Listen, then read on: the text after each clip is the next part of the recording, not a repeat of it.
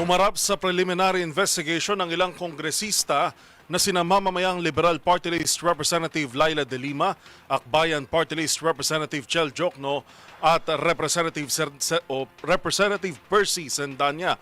Kaugnayan ang kasong inihain ni Attorney Man Scarpio, asawa ni Vice President Sara Duterte. May kinalaman ng reklamo sa umano'y paglabag sa Bank Secrecy Law, Anti-Money Laundering Act at Data Privacy Act laban sa ilang kongresista at mga opisyal ng pamahalaan. Magbabalita si Val Gonzales.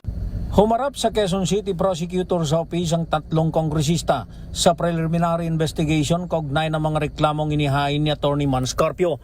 Ito ay may kinalaman sa umano'y paglabag sa Bank Secrecy Law, Anti-Money Laundering Act at Data Privacy Act laban sa ilang kongresista at opisyal ng gobyerno. Personal na dumating sa City Hall of Justice ng Quezon City sina Akbayan Party List Congressman Chel Jokno, Percy Sendanya at ML Party List Congresswoman Laila De Lima. Samantala, abogado lamang ang kumatawan kina Representative Gerbil Luistro, BSP Governor Eli Remolona at AMLAC Executive Director Ronel Benaventura.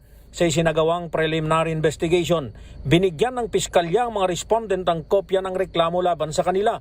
Pinagsusumite rin ng counter affidavit sa Mayo 29 na siya ring itinakdang susunod na pagdinig sa kaso.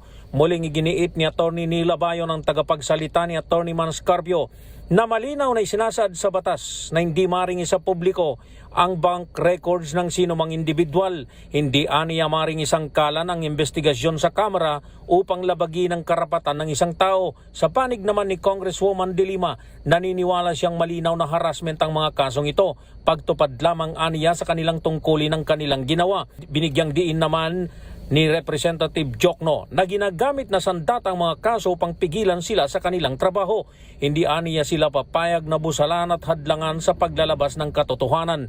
Sa April 27 complaints ni Atty. Man Scarpio, lumabag umano ang mga mababata sa Bank Secrecy Law, Data Privacy Act at AMLA matapos isa publiko ang kanyang bank record sa pagdinig ng House Committee on Justice kaugnay ng impeachment cases sa kanyang asawang Vice Presidente. Para sa MBC TV Network News, ako si Val Gonzales, DZRH, una sa Pilipinas, una sa Pilipino.